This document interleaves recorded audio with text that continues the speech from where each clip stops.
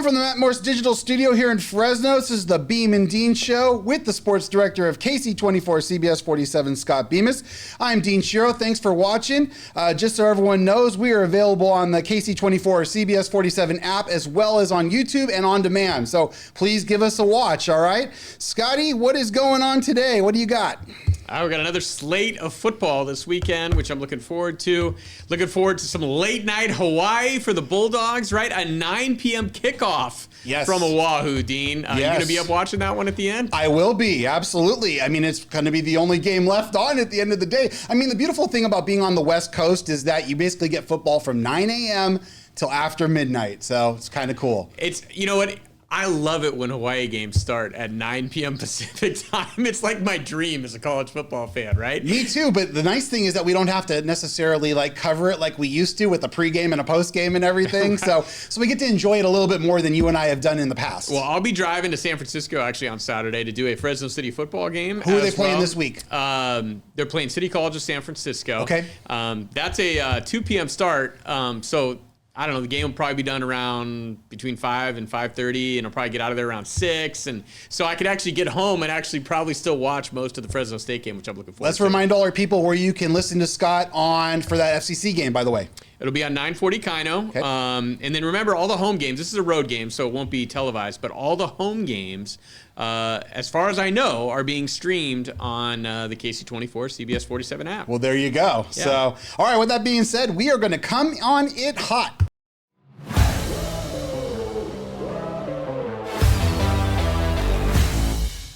All right, Scotty, we had a good topic today. We were kind of scrambling a little bit, and then the light bulb went off, and I go, that's a good one. I like this one. So on Monday night, we had 2 pro football games back to back. Complete action. Good games, too. I mean, honestly, So why isn't the NFL doing this every week? Why are we not doing this every week? Scott, go. Well, it's just simple. We love football as a populace in America, right? Monday Night Football. It's an institution. Yes. Here on the West Coast especially, I think sometimes we get a little bit of the short end of the stick occasionally with things. We're kind of an afterthought sometimes.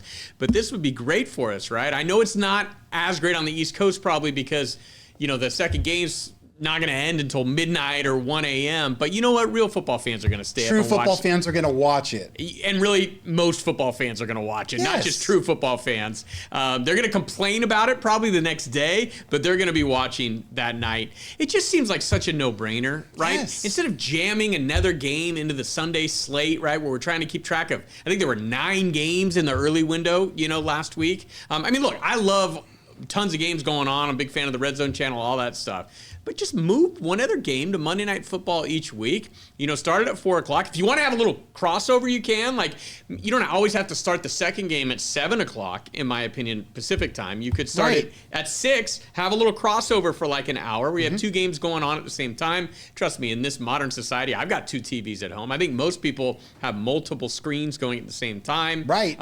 It just seems like, why are they hesitating? They keep giving us little dribs and drabs of it, right? Mm-hmm. I've got to figure there would be more money for the NFL, right? And it seems like they're always about the money. Absolutely. And then with some of these sources too, these streams, you can split the stream out yourself too, so you can watch both games at the same time without having to adjust too much.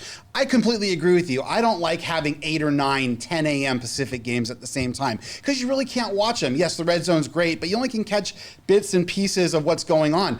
Subtract 2 of those games away and put them exclusively where you can put full eyes on everything. I completely agree with you. I think that's a great idea. I've heard some people talk about maybe staggering the game times a little bit on Sunday even as well, which I think might be a good idea as well, as opposed to every single game starting at 10 a.m., on Sunday. I get it. The Red Zone's a great viewing experience. It's cool. It's kind of the way it's been done forever, is just having, the early window at 1 p.m. Eastern, 10 o'clock Pacific, and the late window, at 4 p.m. and then, up until 4:30. But it does feel like occasionally gosh, why don't they stagger these games more so we can watch a little bit more? Yeah, I completely agree, honestly. Because one of the cool things on the West Coast is when the afternoon games kind of end around 4:20, 4:30. You got a little time to breathe a little bit, and then right at 5:20, boom, you go again with the Sunday night game. So true, but do we even really need to breathe as football fans? I don't. I mean, I'm just saying, sometimes we have, we're married men. Sometimes we have honeydews kind of in the middle. I might get a little grocery run in there in the middle. I might try to sneak away and get a little grocery run. So I don't have to do it later on that night, for the Monday lunches. Come on, Scott, you know about the Monday lunches. That's true. Yeah, I do know about the Monday lunches. Shout out to Susan who takes care of those Monday lunches every single week. But I guess I'm just kind of looking at college football. And, college football is just staggered games going on all day long, and to me it's just heaven, right? Well, let's talk about last weekend where we had like 8 weather delays during the 12:30 p.m. The USC game, which was on our CBS47, it actually interfered with your Bulldog pregame show at 6:30. Well, it was just funny, D, because you know how I get. I get pretty busy. I've got Fresno City football, I got Bulldog Insider on the weekends, all this stuff, you know. And it happened to be where we were doing the pregame show. So I didn't do a Fresno City game last week because the pregame show took precedence here with the station. Yes. And so I'm going into Saturday saying, wow, after my son's basketball games in the morning, I've got a window here from about 11 a.m. till about 3:30 p.m. or so. Right. Where cool, I could focus on just football. I could watch football really for the first time, just like 2-screen experience. Tennessee and Georgia on one. I got SC, I'm a Trojan, against Purdue. I was looking forward to seeing how they looked in their first road test. And then suddenly we had 3 of the 4 games on network television were in weather delays. Absolutely. It was crazy. Are we getting a little too careful with weather delays? That's a good question, Scott. The player safety obviously is important and paramount. But, some of these lightning's 45 miles away.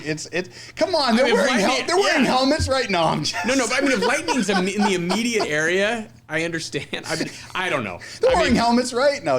I guess it is what it is. You're right. Safety first, I guess. Yeah, player safety. But when you're right, when you're watching a game and it's like sunny, and they're like, there's a lightning delay going on, and you're like, wait, what's going on here? Right. Like, it's because it's, within 8 miles of the area or whatever it is, right? I don't know. It was just, there were 3 games all in weather delays. Well, like I said, from the Next Star Nation, we do want to apologize to the USC fans. We did have to cut it off because we did have our commitment with Fresno State Athletics. And it was a great night, great pregame show. You and Angie and Dylan did a great job. So, all right, let's get into some of these games this week really quick. One more thing we want to touch on before we get into the games of the week is our man Tim Skipper has taken over the reins at UCLA. We talked about on Monday that Deshaun Foster was let go. Skipper becomes the interim head coach. Not the first time this has happened to him. It was actually last season, happened to him. And, what are your anticipations for Tim Skipper and the UCLA program for this year? Well, it's just funny, Dean, because when have you ever seen a head coach, right? It is go in front of the microphones like he did today. First off, he goes up and introduces himself individually to every reporter who's there before he starts the press conference. And then he starts the press conference by basically saying, hey, everybody, I just want you to know my name's Tim Skipper. I give you a little background on myself. Here's what I've been doing. And then he says, my family's been asking me, what have I been doing as a special assistant to the head coach, Deshaun Foster, who's now the fired head coach, Deshaun Foster. And he said, well, I've basically, been taking on some behind the scenes role. I've been kind of just serving as a support system. I've been analyzing certain things. Sure. He hasn't really even been, I think, at practice regularly in his role, right? And now suddenly he's taking over the program. You're rooting for Skip because he's just such a good dude. Yes. And I think you saw that today with the way he carried himself in his opening press conference. I mentioned on the last show, it just seems like a really tough situation to walk into, but it's kind of a no-lose situation for Skip, I think, because he's not going to get this job. I'll be perfectly honest. It doesn't really matter how he does, unless he somehow ran the table from here on out, and UCLA's schedule is ridiculous.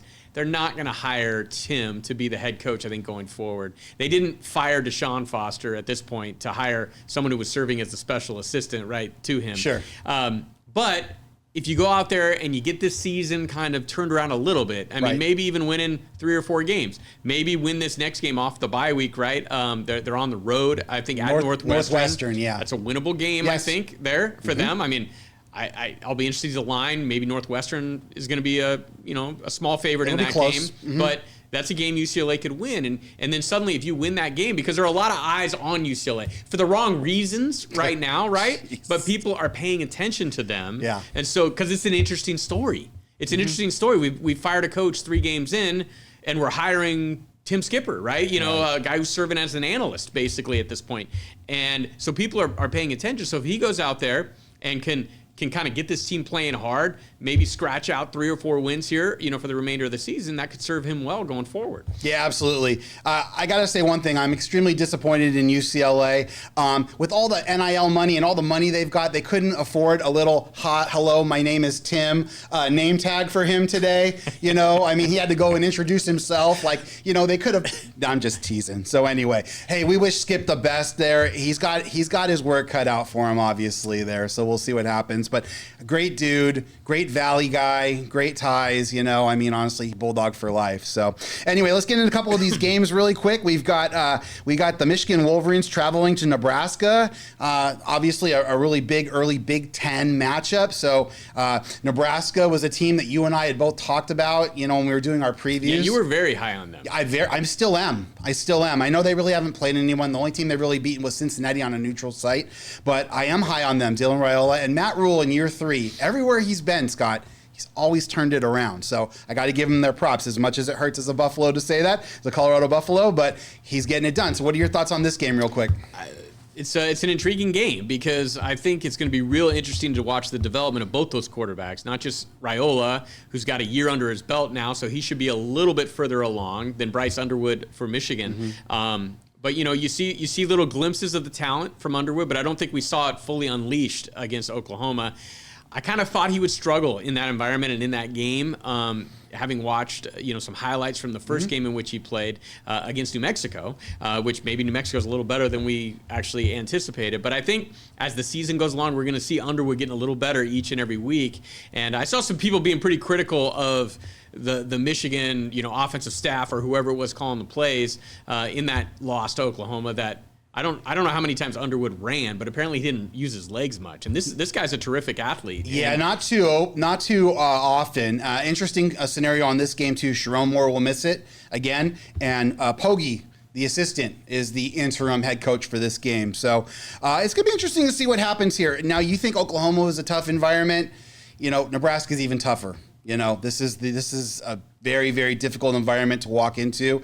It's a hornet's nest, but I mean, Bryce Underwood coming off, 2 things: a road performance, where he wasn't so good, and then last week kind of getting, back on the track. We'll see how it goes. Well, I think it's going to serve Michigan well that they've already played that game at Oklahoma, yes. Right? And they hung in there. It wasn't like they got, blown out of the water in that game or anything. No. And so, the little deer in headlights type of stuff, maybe that first game in that kind of environment, although can you really say that about somebody at Michigan who's playing in front of 100,000 people, week in and week out, even when they're playing their home games? It's a little different, though, when they're all wearing red and cheering against you, though, as opposed to wearing maize and blue. I agree with you there. I don't know. I think this is just kind of an intriguing game to watch. I don't really know how it's going to play out. At some point, you would think that Nebraska, is going to step up and beat somebody of note. You would think that, right? But they haven't been able to do it yet, right. And maybe this is their time finally. Nebraska is a 1.5-point dog at home.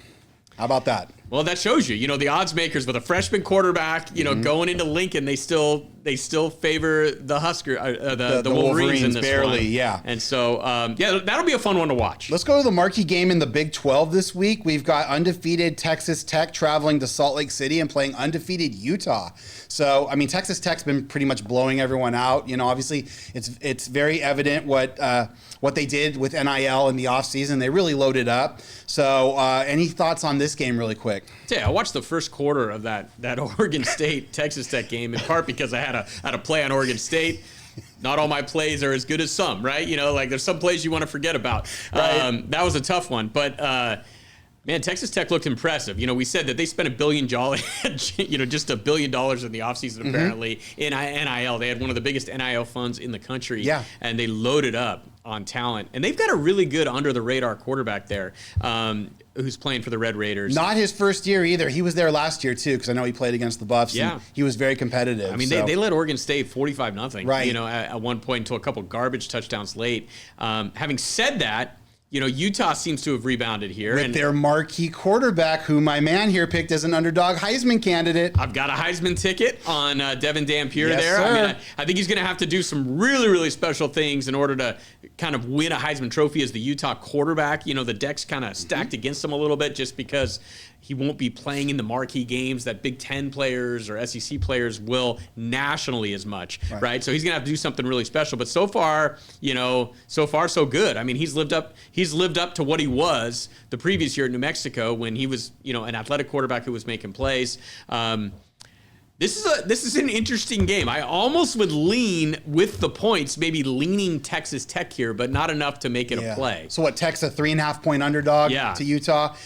You talk about eyeballs. This is the weekend for your guy to have eyeballs, though, because there's not a lot of marquee games. This is big noon, right? This is the big noon, yeah. So they're going there. So this is a big one. So we'll see what happens. I mean, Utah at home is always difficult. So Kyle is good coach. All right, let's go really quick to the state of Florida. Really quick, we got the Gators coming off a tough loss to LSU in Death Valley, playing the Miami Hurricanes. Our own Kevin Mahan's Miami Hurricanes. Coming off a huge win over South Florida, I mean, I wasn't sure they were going to cover that 17.5, and they covered it and then some. So what are your thoughts on this game real quick? Well, Miami obviously looks really good right now, and Carson Beck looks good. It's another guy I have a Heisman ticket on.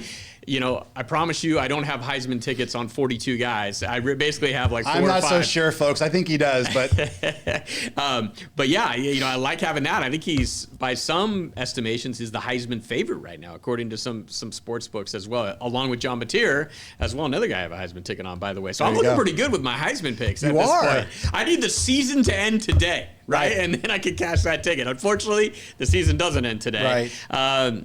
Florida. I mean, this is another game, right? Billy Napier. It kind of feels like not only is the season kind of hanging in the balance, but his job is kind of hanging in the balance.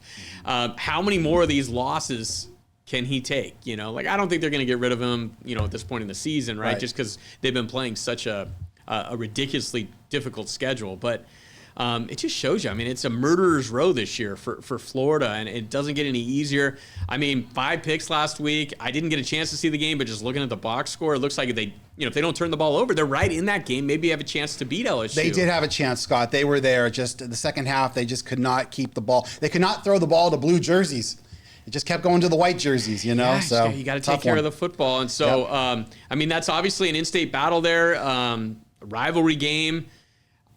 I mean, it feels like Florida's last stand almost in this game. And so, will they come out that way? I heard somebody say earlier today that, they were thinking about holding off and maybe doing some in-game wagering on that game because, they wanted to see what Florida looked like. Is Florida coming in looking like a team, who suffered 2 extremely disappointing losses the last 2 weeks? Kind of looks deflated, maybe throwing in the towel a little bit. Or are they rallying? And you usually could tell that early on with how they're playing, the emotion that they're playing with. Yeah. And if they are rallying, maybe that's like an in-game thing. You go on Florida.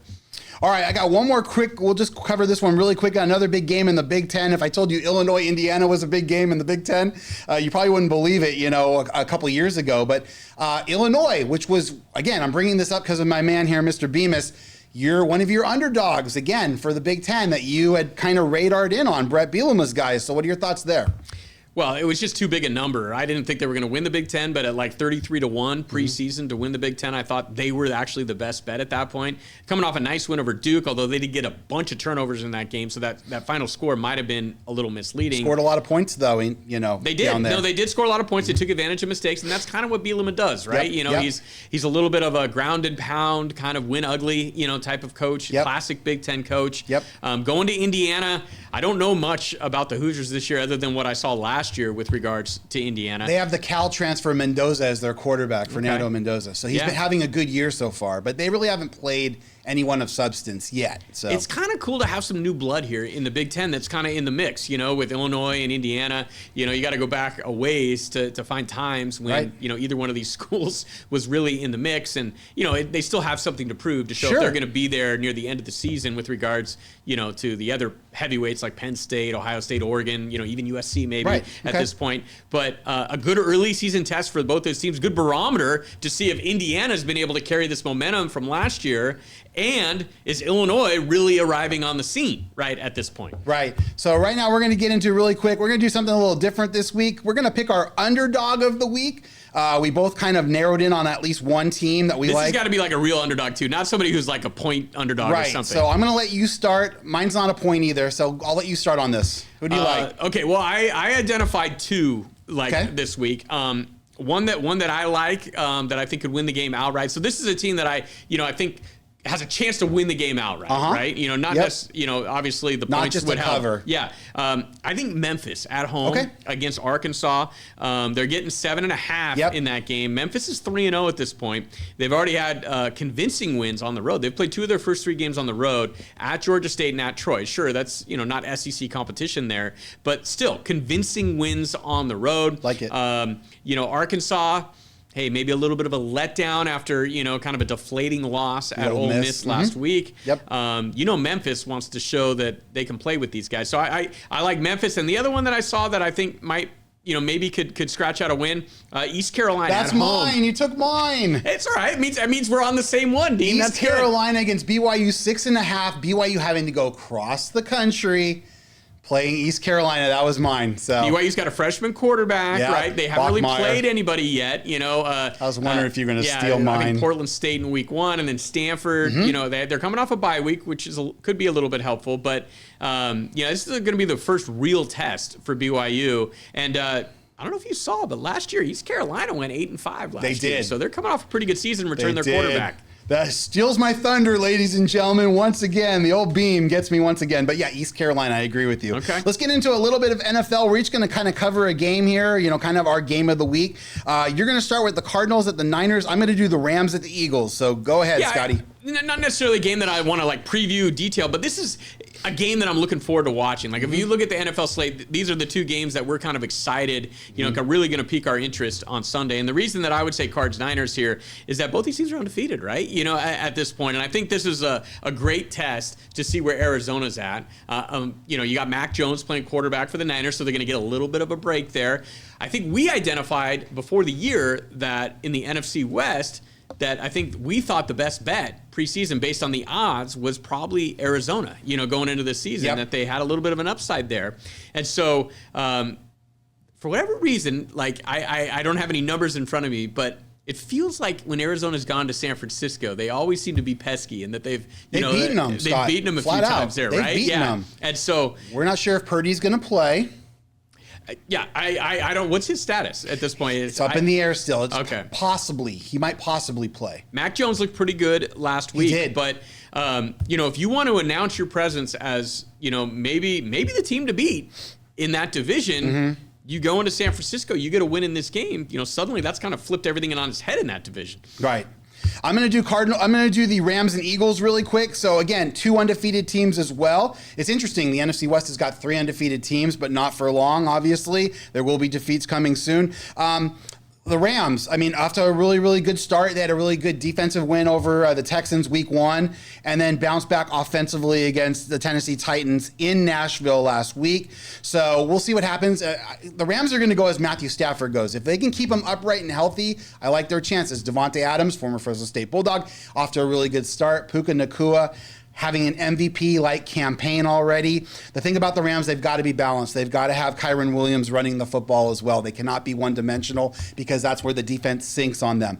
Eagles kind of off to a little bit of a questionable start. Week 1 against the Cowboys, they really needed to go down the stretch on that Thursday night game to get the win. And then last week, a good win at Arrowhead against the Chiefs. So we'll see how many tush pushes we have against the Rams on Sunday. Like I said, this is a cool matchup because it's a rematch of the playoffs last year, where in a snowstorm, the Eagles beat the Rams, at Lincoln Financial. So what are your thoughts there? Well, I was mentioning to you earlier this week that the Rams appear to be a pretty dangerous team this year. Yeah. If Matthew Stafford can stay healthy, that's a big if, but so far so good. When you add Devontae Adams to that mix there, I think Devontae's going to show this year that he's still got something left in those legs, right? That he's still capable of going way past 1,000 yards receiving. Matthew Stafford, I think, targeted him 13 times last week, you know, at Tennessee. Right. And you can't double him because of Nakua. Yeah, Nakua's absolutely. I mean, and Nakua's dangerous, obviously, as well. And when you got Stafford throwing him the football, and then you got that solid running game as well. I'm a big fan of Kyren Williams. Yes, me too. And so I think they've got a nice mix going on. In got a great head coach, right? In Sean McVay, they've been there before. They've done it. I like what the Rams got going on here. The Eagles, obviously, I mean, they're the Super Bowl champs. They're the Eagles. We kind of know what we have there. It'll be interesting to see what happens with, you know, with A.J. Brown going forward. Is he going to start getting targeted more? Could he start to get maybe a little, you know, disgruntled on the way they're, I mean, the Eagles are winning, but like, I think Brown's got like less than 50 yards receiving in the first two games. So yeah, I mean, I think these are two of the better teams in the NFC, if not the two best teams at this point in the NFC. Well, I got to give a shout out to former Colorado linebacker Nate Landman, the Hammer, who's really revamped that Rams defense. Free agent signing for the Rams. So shout out to the Hammer. With that being said, it's time for Money Plays.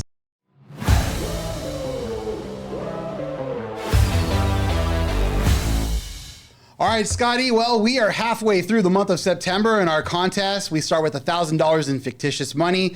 I don't have the updated numbers on the screen, but unfortunately, Scotty took 3 L's there. He's at $735.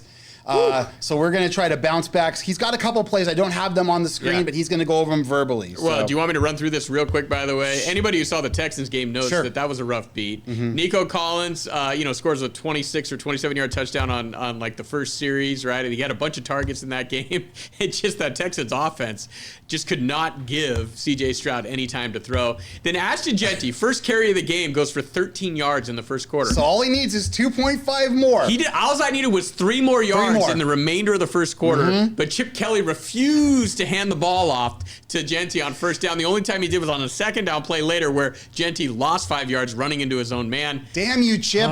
That was a tough beat, but all right, what are you going to do? Here's his plays for this week. Go for it.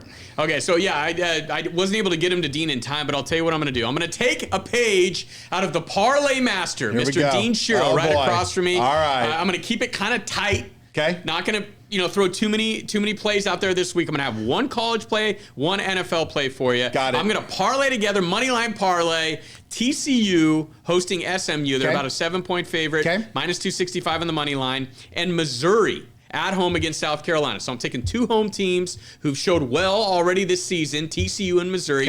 You parlay those 2 together on the money line, you're going to get about, $75 for every 100 you wager. I'm going to put $200 on that team. Try to get back in the mix with you here. $200 to win $150, basically. Then in the NFL, I'm going to parlay 2 favorites. Again, home favorites. Sounds like kind of a square play here, but I just don't see the Saints going into Seattle and beating the Seahawks at this point. The Saints have kind of been pesky the first 2 weeks, but they haven't got any wins, in those first 2 weeks. I don't see Spencer Rattler going into Seattle and beating the Seahawks. The Seahawks are minus 410 on the money line, so I'm going to parlay them together with the Ravens, minus 225 on the money line against the Lions. Got it. The Lions just on the road, like in Baltimore. We saw what happened last year in that. I think they got blown out, by the Ravens. I'm going to parlay those 2 together. 200 again to win 160. I'm going to try to get back in the mix. All right. Well, I'm at 1083.78. I've got 1 game pending as we tape this on a Wednesday night. I still got Lynx Valkyries. Here's what I got this week. Way too much to go over with the limited time we've got. But get a screenshot of that. There are a lot of money line parlays in there. There's some player props in there, some prize pick stuff. If you guys if you guys do online fantasy, daily fantasy, there's a lot of stuff in there. So, take what you want, honestly, but yeah, the WNBA have been pretty successful, I will say. So a lot of stuff. Dean's got a Colorado money line in there. I did throw a Colorado money line. They're hosting Wyoming this week. Dion's got to get it going. We got to get everything fixed. Yeah, Illinois money line, Colorado money line, Cal money line, and USC. USC hosting Michigan State at the Coliseum. So just take a look at it, guys. Like I said, we'll try to leave a little bit more time next week, but there's so much that we're trying to cover in 30 minutes. So anything last moment, Scott? We got about 10 seconds. 10 seconds. Hey, thanks for listening. We appreciate all you guys out there. Thanks for having us. We'll be back on Monday. For Scott, I'm Dean. This has been the Beem and Dean Show.